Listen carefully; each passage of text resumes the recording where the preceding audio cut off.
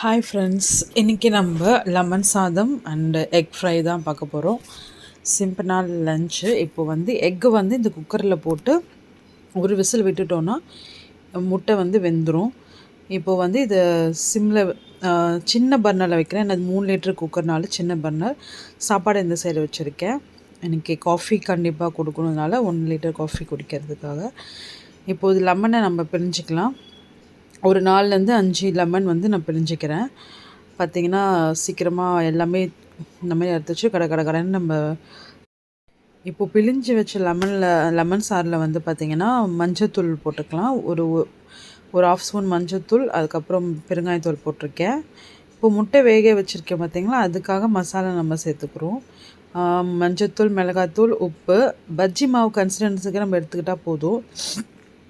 இப்போ தவாவில் பார்த்திங்கன்னா இந்த மாதிரி ஒன் சைடாக வந்து போட்டு வறுத்துக்கலாம். இப்போது இதை வந்து கொஞ்சம் சிம்மில் வச்சுக்கோங்க. ஹை ஸ்பீடில் வச்சிங்கன்னா மசாலா எல்லாமே தீஞ்சிரும். அதனால் சிம்மில் வச்சுக்கோங்க. சிம்மில் வச்சுட்டு கொஞ்சம் நேரம் கழித்து உடனே திருப்பிடுங்க, இல்லைனா வந்து மசாலாலாம் கருகிடும். இப்போ பார்த்திங்கன்னா இந்த சைடு கொஞ்சம் அந்த ரோஸ்ட் ஆகிறதுக்காக வச்சுருக்கேன். சில பேர் வந்து ஃப்ரண்ட்டில் மட்டும் வறுத்தா போதும்னு நினைப்பீங்க. பேக் சைட்லேயும் கொஞ்சம் ரோஸ்ட் ஆனால் இன்னும் நல்லாயிருக்கும். இப்போது தாளிக்கிறதுக்கு வந்து நம்ம லெமன் சாதம் தாளிப்பு வந்து பார்க்கலாம். 2 ஸ்பூன் வந்து எண்ணெய் ஊற்றியிருக்கேன். இதில் வந்து ஒரு 1/2 ஸ்பூன் வந்து கடுகு போட்டிருக்கேன், கொஞ்சம் உளுந்து போட்டிருக்கேன், அப்புறம் வந்து கடலைப்பருப்பு, அப்புறம் காஞ்ச மிளகா, அதுக்கப்புறம் வேர்க்கடலை, அதுக்கப்புறம் வந்து கருவேப்பிலை வந்து போட்டுட்டோம்.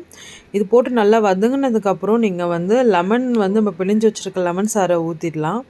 ஊற்றிட்டு கொஞ்சம் உப்பு போட்டுக்கலாம். இது ஸ்டவ் ஆஃப் பண்ணதுக்கப்புறம் தான் நீங்கள் பண்ணணும். அதுக்கப்புறம் நம்ம சாப்பாடு வடித்து வச்ச சாப்பாடு உதிரியான சாப்பாடை ஆட் பண்ணிக்கலாம். அவ்வளோதான், லெமன் சாதம் ரெடி ஆகிடுச்சு. நம்ம இப்போது அடுத்த வீடியோவில் நல்ல ரெசிபியோடு பார்க்கலாம். ஓகே, பாய்.